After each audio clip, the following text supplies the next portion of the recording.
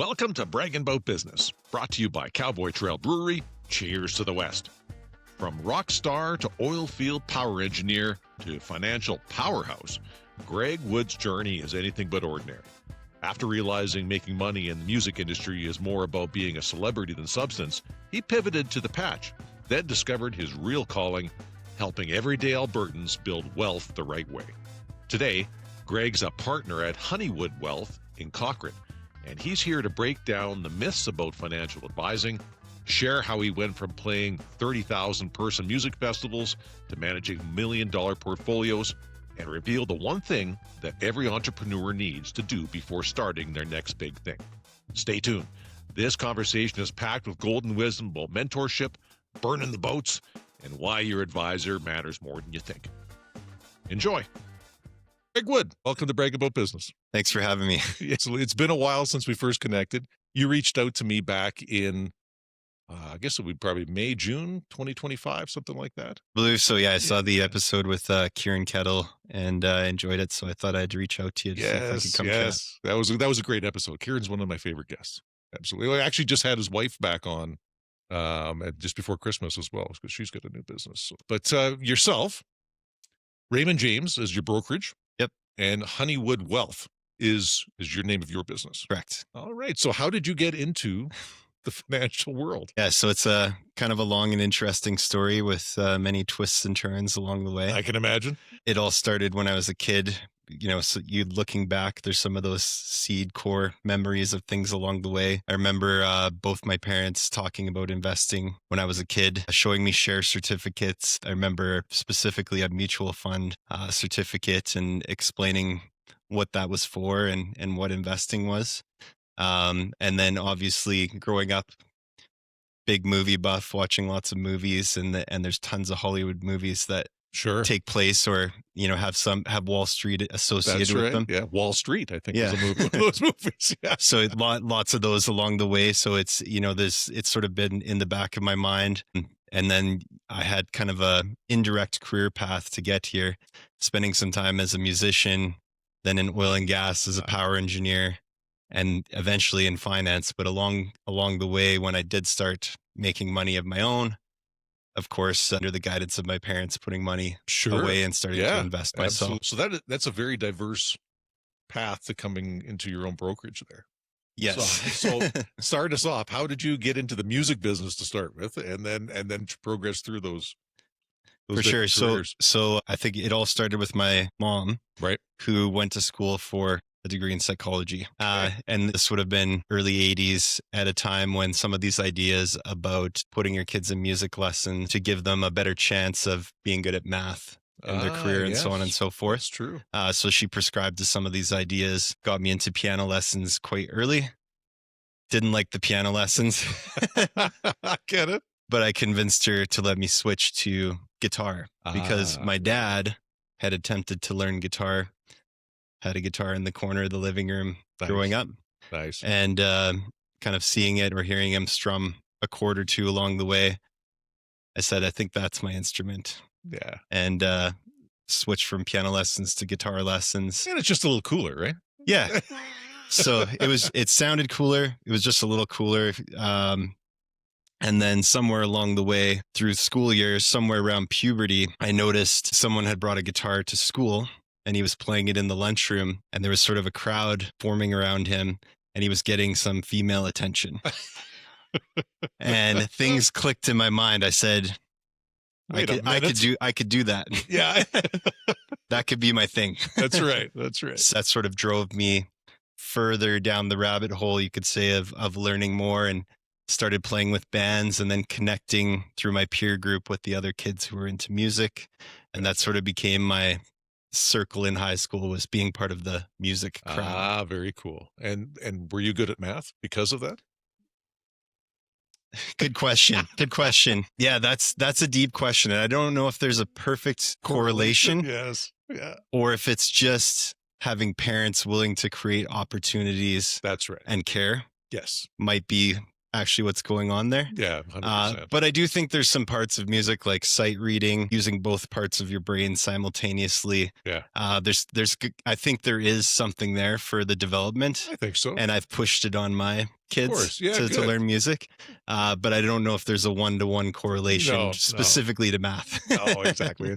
And it is good. I think it's just good cognitively to have that exposure to it at a young age. Absolutely. Yeah. I was a musician by high school, had a talent for guitar, and by 16 was teaching guitar lessons. It was one of my first real jobs. Oh, cool. I was also a lifeguard in high school, and I worked a few other odd jobs as well. Gotcha. But that was really the catalyst to the beginning of that music career, which then when I finished high school and didn't really have the motivation to pick a career. Yeah. And again, my mom said, well, you like playing guitar. Why don't you go and study music? And I think, at least in the back of her mind, she was probably tricking me towards a Bachelor of Arts degree and maybe following something that she liked. But it was a good push out the door to go do something. It was the hook. Yeah. And my dad was supportive. It was sort of, I don't care what you do, but you got to do something. Yes. And get out of my house. We don't want you here. That's it. Yeah, that's right. Yeah. So I went and I studied music.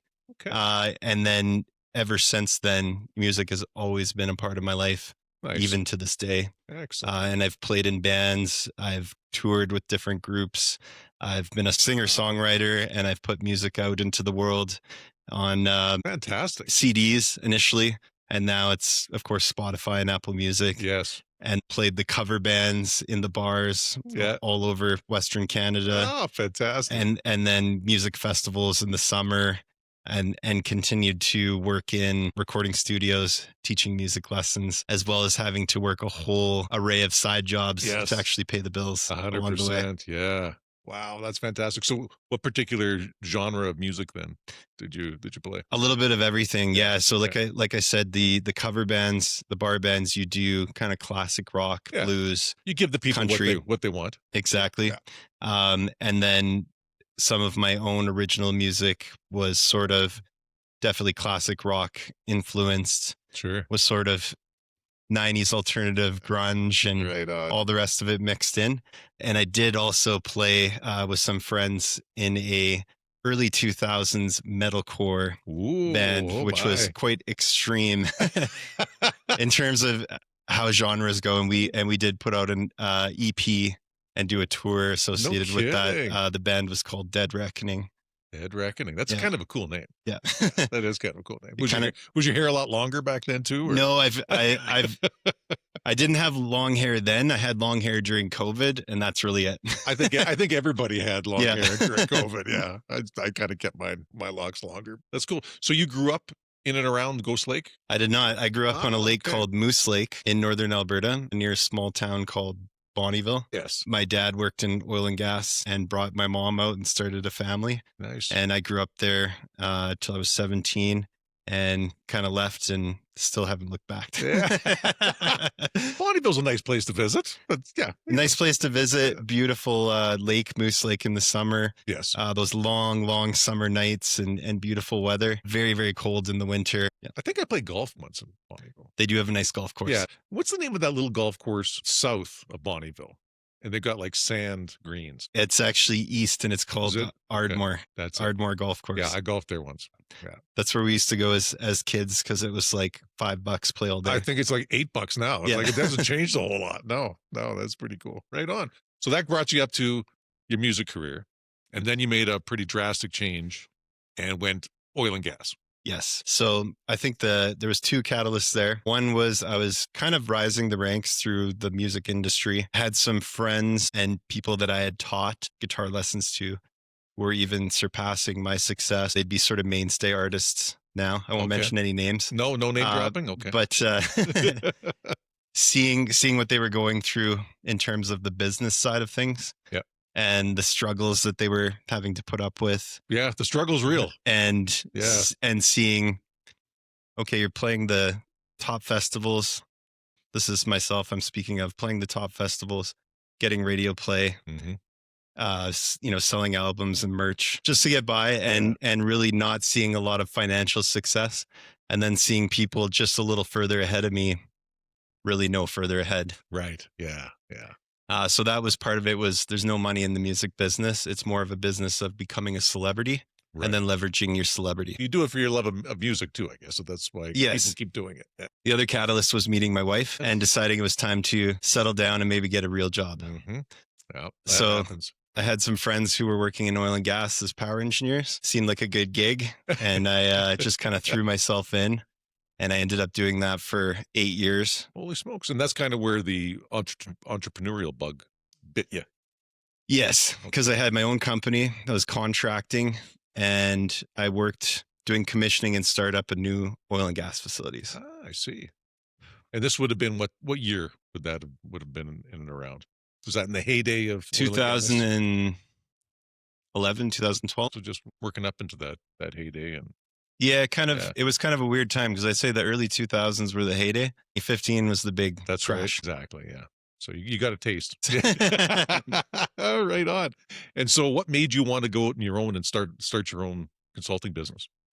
Just out of necessity. Yeah, there wasn't really, the boom was kind of dying off, and there wasn't a real strong demand like there was 10 years before. So I just put my entrepreneurial cap from the music business on, pound the pavement, ring phones, get my name out there, and then got my foot in the door with the first company and just worked my butt off, put in really good work, and made a name for myself, and rolled that into the next one and the next one and the next one. Right. Yeah. So that really probably taught you a lot about how to be successful in the financial services industry as well. Yes. Yeah. So because there is a lot of slapping the sidewalk and picking up the phone and making phone calls and doing all that. I think that's with any business. Sure. And even if you aren't in business, I think everyone's in sales. Of course. Even if you only brush up your resume and get out there to try and find a new job when you get fired or laid off. You got to sell yourself. You do have to sell yourself. 100%. So yeah, I think I did learn a lot from the music business, which is arguably one of the hardest to get your name out there, because there's so much competition. So many, yeah. And the barriers to entry is very low. True. And then I sort of refined that process more professionally, you could say, through oil and gas. And it's definitely contributed to my success now in finance. And then you came across Raymond James. So it's a bit of an interesting story. I found it interesting how you started with that brokerage. Yes. So I was working in oil and gas, working away a lot of jobs, about hotels all over Western Canada, the patch. Yeah. And was married and had my first son was born. And I said, I don't like this. Yeah. I don't want to be away. Yeah. It's not conducive to a family life. And there's a second part to this, which is it was 2015. Oil prices slid down to near zero.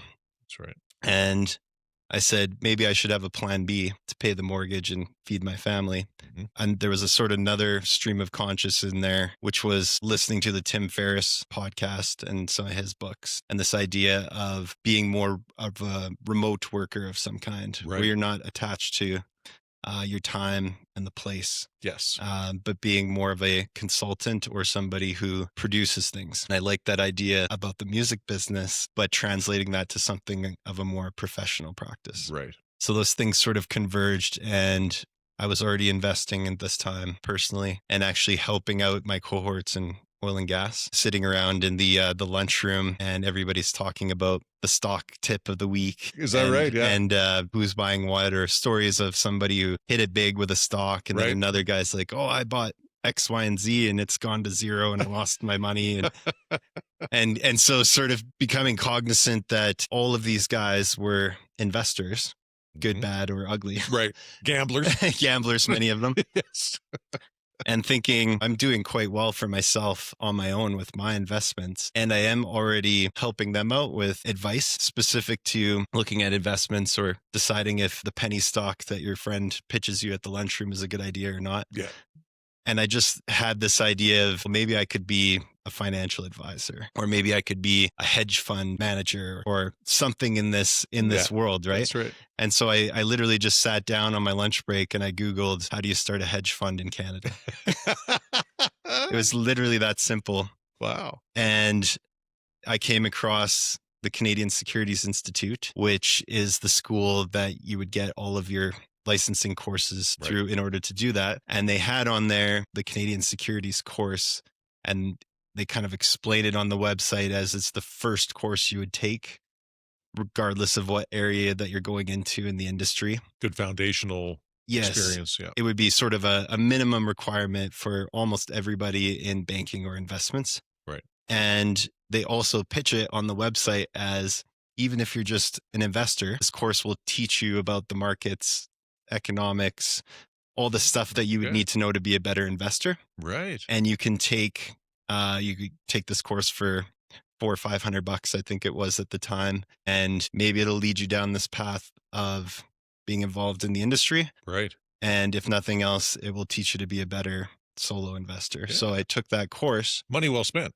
Absolutely. Yeah. And I'd recommend that to anybody who's even remotely interested in this stuff. And through taking that first course, I really realized that I have a passion and some natural talent for understanding and navigating the world markets and investing. Yeah. I mean, it is a very specific acumen that somebody needs to be a good financial advisor. I mean, there is a lot of people out there that they say they're in that business, but to be really good at it, you gotta know your stuff. Absolutely. Yeah, I think it's a bit of truly being a jack of all trades, and having a lot of self-awareness and self-accountability to fine-tune all of the individual attributes that are required to do the job. So that was the main catalyst. From there, I decided I'm going to start to prospect the industry.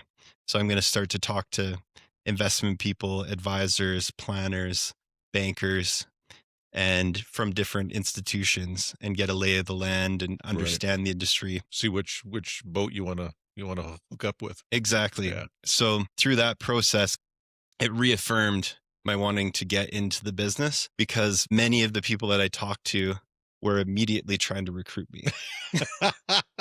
It happens. And that was a little unsettling, and it sort of reaffirmed the idea that people do need good advice and good help. And there is a lot of, we'll call them sharks. Oh, 100%. Out there. Yeah. That are just looking to make a quick buck or recruit people into. It's a puppy mill. A lot of these places, it's a puppy mill of advisors that just people don't cut it. They don't have the skill set. And they just in and out. And multi-level marketing schemes. That too.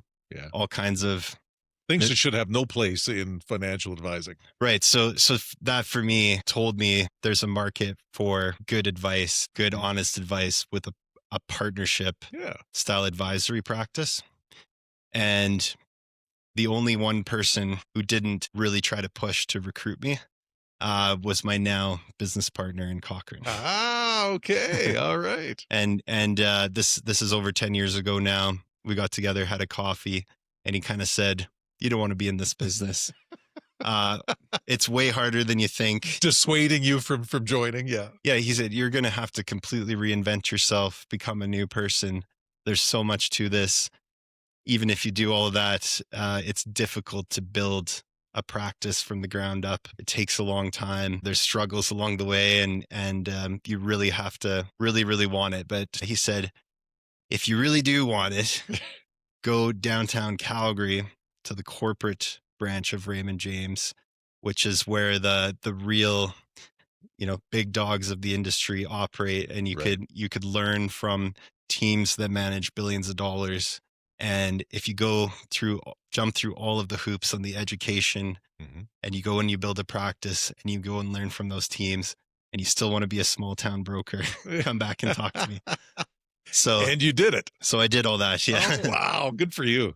Fantastic. So how long did that whole process take? That was like from that initial coffee to today was 10 or 11 years. Holy smokes. Okay. Yeah. Yeah. Wow. It was incredible. Yeah. So part of it was while I was still working in oil and gas with the sort of re-education and rebuilding. And then it was 7 years of building my own practice. And then a year ago, I moved my practice from downtown Calgary to Cochrane. So you graduated from the big city. You graduated to Cochrane. All right. Yes. Moved my practice to Cochrane a year ago. And then in that last year to today, Steve and I have now partnered up. So I'm also a full partner in the Well, Cochrane Wealth Management. congratulations. Thank That you. is fantastic. That has to be one of your proudest moments. Absolutely. To date, I'd say in business and entrepreneurship, it's a proud moment. And the last 3 weeks has been almost a daily text or email, either from a friend, family member, or client, congratulating me on the next move. Good for you. That's awesome. Congratulations. Thank you. Yeah, that's really nice. And it does take a special skill set to do what you do. I mean, you have to like people, right? Yeah. And you have to be personable to kind of understand and connect with your clients. And then there's the whole business acumen behind it, and being the diverse background that you have between music and oil and gas. You would have seen a lot, and you would have seen a lot of different personalities, and because you were coaching people during your time in oil and gas too on their finances. Yeah, and I think every job that you do or every career along the way, you pick stuff up. So oil and gas, I learned a lot about standard operating procedures. It's so important in oil and gas because safety is number one. Number one. And when things go wrong, things blow up and people get hurt and die. Yes. So there's systems in place to prevent that. Mm-hmm. And those standard operating procedures, and then just the procedure of creating procedures, dating procedures, having procedures signed off. Sounds a lot like a financial plan. Those skills translate beautifully to finance, where yes, nobody dies and nothing gets blown up, but the last thing you want is to have your retirement blow up. Exactly. Right. Yeah. Excellent. So is there any particular client that is kind of your ideal client for you, or are you working with people in different stages of life and different ages? So I do work with people in different stages of life, all ages, different backgrounds, business people, professionals. And people ask me this question too: can I work with you, or what's your minimum, or things like that? And I would say, don't be afraid to ask, because yes, ultimately I need to work with people who have money to invest. Of course. But if you're maybe somebody who's just graduated from school, your job prospects are looking really good, and you know you're going to be making money and you're going to need the services of a financial advisor, reach out to me, or a financial advisor who's close to you, or somebody that is going to be a good fit for you. Reach out to them and, explain your situation. There's no reason to turn somebody away. Maybe we're not going to be working together next week, but I can at least give you some high level advice and steer you in the right direction. Exactly. By the same token, if you're not a good fit for me, you may still want to reach out, because I may be able to connect you with an advisor. You've got a network. And we work with lawyers, accountants, all these real estate agents, mortgage brokers. Like there's all a huge Rolodex of peripheral professionals and services, as well as Raymond James is Canada, US, and UK. It's a very, very big firm. Okay, yeah. So we have specialty divisions for things like cross-border tax advice and consultancy. Somebody may come across my website and be like, I don't know if this is the right guy. Give me a shot, give me a call. And if I can't help you, I can connect you with the person who can. Okay, excellent. Now, having owned your own business for this period of time now, what are some of the lessons that you've learned? Something my mom told me when I left home was dream big and work hard. That was sort of her mantra. Yeah. And I can definitely see now it's definitely a full circle moment, where now it's like, okay, what is the next big dream? Yeah. Because I think you do music, oil and gas, finance, whatever it is, you need to think big, really, really big, 10 times bigger than you could ever imagine yourself becoming, and then work hard towards that. And it's never going to be what you planned or what you expected. There's going to be twists and turns along the way. Of course. But if you keep the hope alive, dream really big, and absolutely work your butt off harder than anybody else around you, really good things can happen. Yeah, and you learn as you're going, and you're going to tack perhaps in a different direction, and as you have. It all plays into experience in life. Absolutely. The other thing I'd say to people too is, and this is a hard one to get across, because on the one hand, you want to try things. Mm-hmm. You want to fail fast. You want to find out if something's going to work, but you also don't want to be a dabbler where you try something out. I could have stayed in oil and gas and tried to work with, not with the firm I'm with now, they wouldn't allow it, but there's firms out there that'll let you do 2 or 3 different jobs at once. Okay. Right. Gotcha. And I could have tried to do something like that, where I said, I'm going to keep the safety of my oil and gas career right to pay the bills, and I'm going to dabble in finance on the side. And I think that's a mistake that a lot of people make. The way I think about it is once you have proof of concept, if you can get one client or sell one of your product, other than your mom or your brother. Yes. But if you can go out literally out into the wild and find somebody that believes in what you're doing, you should burn the boats. There you go. No going back. I love that. Yeah, and burn the boats. Go full force into what you're doing, and then work literally like your life depends on it at that new thing. Yeah, absolutely. No, that's great advice for an entrepreneur, because you see that quite often is where people they'll have their foot in, to carry on the analogy, in two boats. Yeah. Not really getting anywhere with either of them. And one of them is going to die out, or both of them perhaps could die out because you just didn't give it enough life. Absolutely. Enough energy. I think you can always come back to stuff. Sure. Example is music. There's times I've had to put music on the back burner. I'm not writing or recording music right now. Right. But not to say that I never will. That's right. Again. Yeah. And likely look forward to in retirement, enjoying getting back into my first career. Totally. Yeah. Well, there's probably something to be said too about, having something like music as a hobby that you probably really enjoy it now, rather than having it as your livelihood where the struggle's real. Now you can, it's kind of an outlet for you. I'd say that's a good point as well, that people say chase your passions. Chasing your passion and trying to turn it into a career could potentially ruin your passion. Yeah. The other thing is you got to have those hobbies too, those things to decompress, to unwind, to change your perspective. You can't be in career mode 100% of the time. No, you burn out. That's how you burn out. And I found music has been an excellent one, and martial arts as well. Yes. Something that you can go do each week, have some time set aside for, that gets you out of the paradigm that you're in. 100%. So when it comes to martial arts, are you getting to like a compete level, or is this more just as a hobby as well? For me, it's just a hobby. Yeah. My kids really, really love it. Is that right? Yeah. And they are talking about competing. So they are just at the initial stages of beginning to compete and getting into that world. And I'm sort of just along for the ride. Yeah. But I absolutely love it for the fitness aspect, as well as the like the mental health. It's meditation. For that hour class, you're completely focused on what you're doing. And I think that's fantastic for many, many reasons beyond just self-defense or physicality and health benefits. And it tuckers them out. Yeah. So they sleep good at night. Yeah. No. Yeah. And you couldn't find a better coach than Coach Kieran. I mean, he's a good man. He's been amazing. Yeah. I'm really lucky to have him locally here. Somebody who's a world champion and a world-class human being as well. Totally.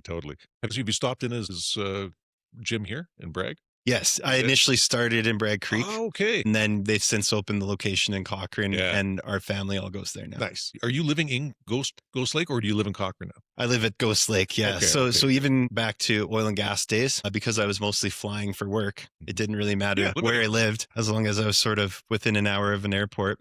So my wife and I found this beautiful spot on Ghost Lake. It's gorgeous. And started our family down there, and it's turned into an amazing place to have kids and have them grow up and raise them, and Cochrane, and come in to do martial arts in Bragg Creek, and come down for the Christmas market and the parade and stuff down here as well. So yeah, it's nice. Yeah. Probably the nicest corner of Alberta here. It is fantastic. It is. It really is. And the business community is great. It's very supportive. What's the business community like in Cochrane? I think it's the same. It's definitely changing. Is it? Okay.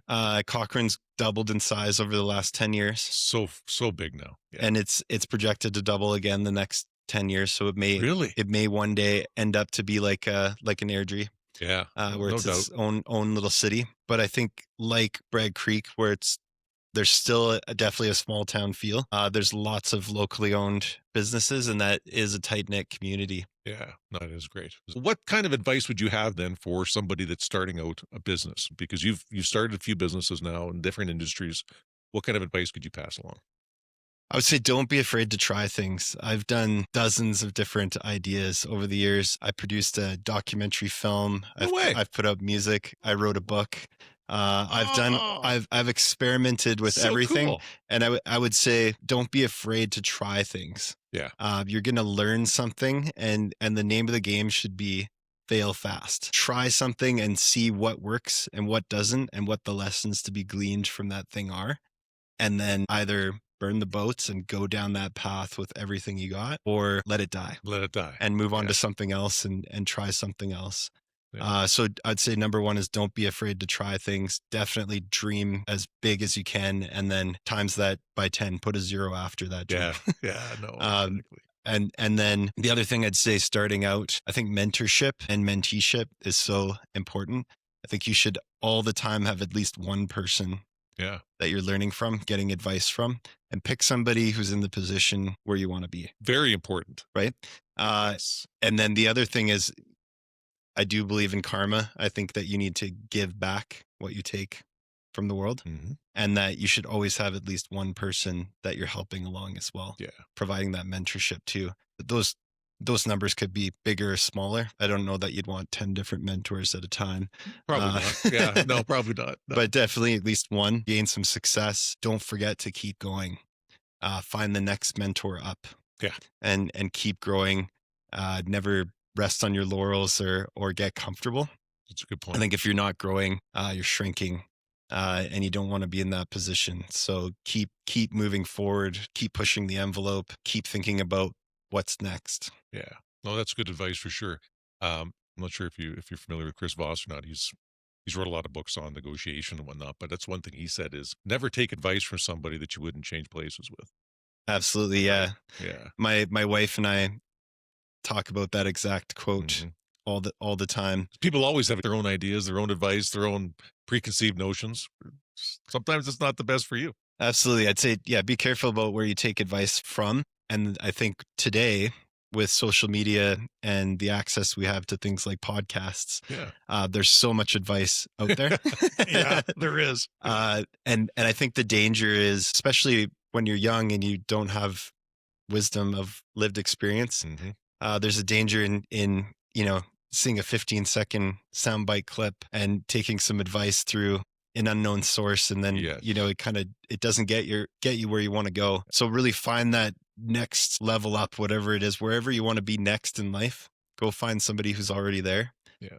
They will be absolutely flattered if you ask them for advice, and you will find more than willing to propel you forward and give you all kinds of advice and maybe point you in the direction of the next person to talk to as well. That's excellent. That is really good. It really sounds like you're a lifelong learner. Absolutely. I've been in continuous education since I started kindergarten. Yeah. I'm always taking some kind of course. Good for you. Or accreditation, or reading books and podcasts, movies, documentaries. I have a really good memory as well. Oh, is that right? So I would say that I'm curious, and that's a good trait to have. And I think you can develop curiosity. And you should develop curiosity. For sure. That is a key component to just self-growth. Absolutely. For sure, yeah. Now, anything specific that you would recommend for somebody that's looking at getting into financial services? I would say the Canadian Securities course. Yeah, sounds like a good one. That would be for somebody who's an adult. If you're a kid, I would say start reading books. There's all kinds of stuff from Warren Buffett and Ray Dalio and Peter Lynch and George Soros and all these guys who the big ones. They've mastered the game, and they've all written books, and there's dozens of books written about them. Yeah. Start there, pique your curiosity, and if you come across ideas, terminology, concepts that you don't understand, you have an iPhone in your pocket. Everybody's got AI now. If they have there's no unanswered questions anymore. Absolutely. Yeah. So be curious, learn as much as you can. I would say anybody who's making money in business, you need to find an advisor, or you need to learn all of that stuff yourself. It's all important. It's all connected. Yeah, 100%. And you found yourself a good advisor, life advisor, I guess, in your now partner. Absolutely. Yeah. Amongst many others, of course, many other mentors along the way. No, that is good. And would you recommend Raymond James as a brokerage to tie your wagon to? Absolutely. Yeah. It was a very surprisingly short list of brokerages in Canada that fit the bill for what I wanted to do in terms of my practice. Wanting to have the ability to give completely independent advice without any pressure from the bank or the firm to push a specific product or service is actually fairly rare, unfortunately, in Canada. So that was part of it. So I would say if you're trying to go down this path of becoming an advisor, financial planner, banker, anything in financial services, is you want to look for that independent brokerage where you're able to build your practice without any influence or pressure. Okay. Good to know. Now, what should somebody look at when they're looking for an advisor? Because there is a lot of them out there. A lot of them will probably say a lot of things to get people to sign up with them. But what would you recommend for people that are maybe on the search and lookout for a new advisor? Yeah, so I would say number one, it needs to be somebody that you're comfortable with. Mm-hmm. It doesn't have to be an exact fit. Somebody that you could feel comfortable with having lunch once a week for the rest of your life. Because you're going to get close with these people, right? I mean, they're going to know a lot about your, not only your financial life, but your family life and your history. And so I think that is important. I'd say you'd want to look for someone around your same age or maybe a little bit younger, because you don't want them to start you on a program and then they retire, leave you behind. Yeah, that's true. So that's something to think about as well. And then I would say after that, look at things like, are they with an independent brokerage, and then credentials. Right. So there's Chartered Investment Management, CIM. That's what I have. There's also the Chartered Financial Analyst and the Certified Financial Planner. Those would be the big three to look for. And any of them are fine, because if they have one, they're typically working with somebody who has the other ones. So I would say look for credentials, look for independence. Do they have the ability to give independent advice? Are they a fit personality wise? And are they going to be around as long as you're going to be around? For the long haul. Yeah. I mean, somebody who's quite young is going to need a younger advisor. Of course. Because they still have so many working years left. Yeah. If you're in your 80s and you want someone who's 65 to 75, that's probably okay too. Yeah, they're going to speak the language that they speak, and it may be a better fit demographically. Totally. So yeah, those would be the big ones to think about. All right, excellent. That's good advice for people. Perfect. I got some personal questions for you now. Okay. All right. So, do you believe in Bigfoot? I'm 50-50. You do live in Ghost Lake? Yeah, so we live in the area. Yes, we live in a forested area. My brother Jeff, he's 100% believer in Bigfoot. Oh, he's a believer. So he's been an influence on me. Oh my. Over the years. I don't know though. There's I got to talk to Jeff. Yeah, I got to talk to him. You'll have to have him on to talk about Bigfoot. He'd love that. I think every time you try and shut him down with there's no evidence, he's like, just check this out. So yeah, good question. Yeah. Bigfoot, I'm 50-50, but only because of my brother. All right. Well, let me know if you say any like late breaking news that I may have missed. Yeah. Yeah. The videos are getting pretty good. Yeah. Although with AI now, it's getting hard to tell what's real and what's not. But yeah. Anyway. What was your favorite subject in school growing up? It's shifted over time. Yeah. Like many people. But at the end of high school, I took Religion 30. Oh. It was the last semester of high school. And it was all about comparative religion. Mm-hmm. And we did individual projects on presenting some kind of exotic, esoteric religion and its cultures and practices. That would be interesting. I found that super interesting. We also did a field trip to Edmonton, and we went to a church, a synagogue, a mosque, Buddhist temple, kind of got presentations on those religions. And I found that super, super interesting. And it sparked a lifelong appreciation and continuance of breeding and research into comparative religion. Well, from your study of that, do you see more similarities in religion than differences? Absolutely. Yeah. I would say there's 80% similarities, 20% details based on cultures and time and place in history, and more of what we had to do to survive, the minutia, whereas the grand overarching things from religion and spirituality are very much about the human experience. That's very interesting. I've never met anybody that studied this before. Yeah, that's cool. What did you want to be when you grew up? I think the first thing I remember wanting to be, once I understood the concept of what it was, and I was pretty young, 4 or 5 years old, was a judge. All right. I saw like even from like early Disney movies and stuff, the idea of having the powdered wig and the black robes, I see. And the big gavel hammer. I was thinking more like Night Court. No. and passing judgment, and I think it was an early draw to power and control. But that was the first one, and then probably around 7 or 8, I was split between basketball player and Rockstar. All right. And then I did end up pursuing the music thing, and got to do that. But actually, I still don't know what I want to be when I grow up. I don't either, honestly. No, I don't. I really don't. Yeah. But it's fun in the meantime. I don't think I have one of those personalities that can choose one thing, and that's it. That's the spice of life. Yeah. Just different things, right? Trying different stuff. Yeah, no, that's awesome. What did your parents want you to be growing up? It's a good question. You'd have to ask them, because I don't really know if they had something in mind. They kept it to themselves. Pretty quiet. Other than, I will say, when I win a good argument against my mom, she'll say, "You should have been a lawyer." Right? Yeah. Oh well, that's funny. What was your first job?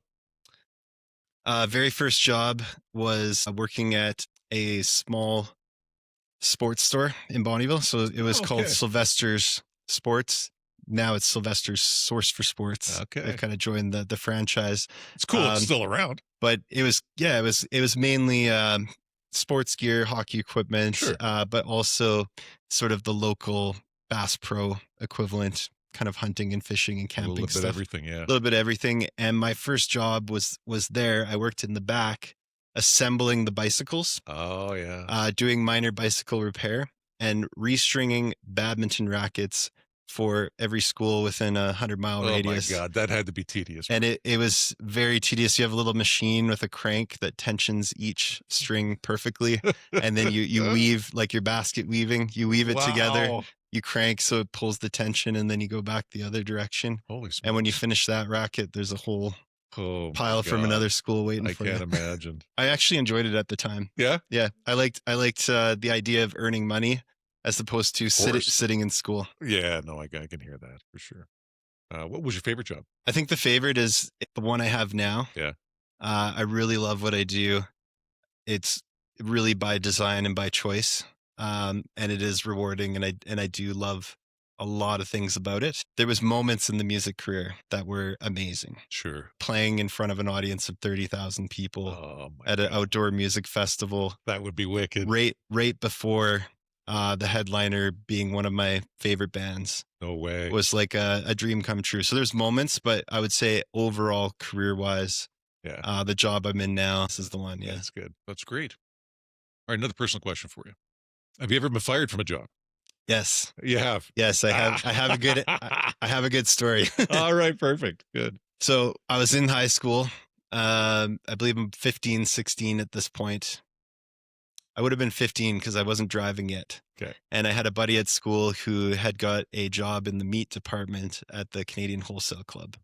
And he said, "You got to come get a job here. It's awesome. There's a bunch of cool bros. We all bro down, and you got to become part of the bro circle of the meat department at Wholesale Club." Yeah. So I applied. I got an interview, and when I came to the interview, they said, "We don't need any more bros in the meat department. But we do need cashiers. We're desperate for cashiers. Yes. Would you be willing to take a cashier job?" And I said, "Yeah, sure. Sounds good." Yeah. And then, kind of went through the onboarding and training and everything. And through this process, they explained that they clock your items per minute going through the till.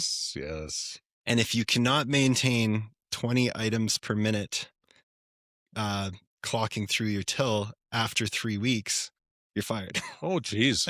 They run a tight ship, the Wholesale Club. And it was very, very difficult for me to maintain that. I mean, you get the produce coming through and you're like, is this a cucumber or a zucchini? Numbers and you got to find the code and flip through the book. So I did get fired for not maintaining the speed required to be a cashier at Canadian Wholesale Club. But I don't know if 3 weeks is enough time for you to learn it, though. But I think the big takeaway is now when I go to any grocery store anywhere, and I see the cashier and they're flipping through the book, looking up a code and moving their hands to get those items across, I have appreciation for what they do. Yes, exactly.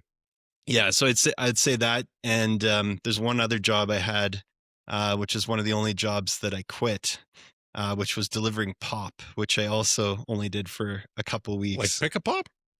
So essentially driving a 5-ton Hino truck full of pallets stacked up with pop to gas stations and convenience stores from a central warehouse location. Very, very stressful. I can imagine. Very difficult job. Yeah. Hard work. Hard work. Every once in a while, a can of pop explodes and you get all sticky, and it was terrible. And same thing, like the pressure and the time crunch of getting all your deliveries done before the end of the day. Like your truck's filled up at 6 a.m. and you got to be back to do your cash out at 4 p.m. And all these stops along the way, and there's accidents on the road, and people blocking entrances at gas stations and things like that. So when I see now, I'm out and about in the world, and I see a cashier or a delivery driver, or somebody you wouldn't look twice at or think that their job is very, very hard or take a lot of brain power, but every job is difficult and takes talent and skill and hard work, and that some of those early jobs gave me that appreciation for what's going on in the world around us. Yeah, well, that's nice that you got empathy for those people. Yeah. Well, I was one of them. You were there. Yeah, no, exactly. I too did my time behind the checkout at Safeway. Yeah. What's the code for bananas? No idea. Oh, wow. See, that's etched in my brain. Yeah, I wasn't there long enough to. It was 3 weeks, really? Yeah, no. Yeah. Oh, that's funny. That's good. Right on. Okay, Greg. Greg 1G. Yes. I'm Greg with 2 Gs. We got to keep it separate. But thanks very much for coming on the podcast. We appreciate your time. Thank you for having me. Yeah, absolutely. Anything else you'd like to sign off with regards to what we talked about today? Or yeah, I would say dream big, work hard, follow your passions, find a mentor. I do have a newsletter I put out every Friday. Perfect. So if people want to sign up for that, they can go to my website, which is honeywoodwealth.com. Okay. And there's a newsletter sign up there every Friday, 1 to 3 paragraphs of what I'm thinking about, what I'm working on with my clients. Nice. So quick little hits. Yep. Yeah. And then a few links to articles. And it's very high level. It could be a teenager that wants to dip their toe into investing ideas, or somebody who's following the day-to-day of geopolitics and the markets. Yes. Good. It's all there for them. All right, excellent. We'll make sure we'll put those links in the show notes for people. Thanks, Greg. We appreciate your time, and all the best in 2026. And as a new partner in with Raymond James, it's a fantastic thing. Congratulations again. Thank you so much, and thanks for having me. You bet. If you would like to explore your financial options with Greg, reach out to him on his website at honeywoodwealth.com. Next week, we delve into the world of artificial intelligence with Ian Tell of Bison and Bird. Can AI really make a business more productive? Well, Ian has a tool that can give you a clear answer that can help inform your business decision on adopting AI tools. So make sure you come back next week. Thanks for listening. And if I can ask you to do one thing for me this week, is head over to our YouTube channel and subscribe. It will really help build this community and sustain the podcast. So if you like what you hear and see, find value in what we're bringing to the table, like and subscribe. It will make my father-in-law, Big Gene, super happy. Have a great week.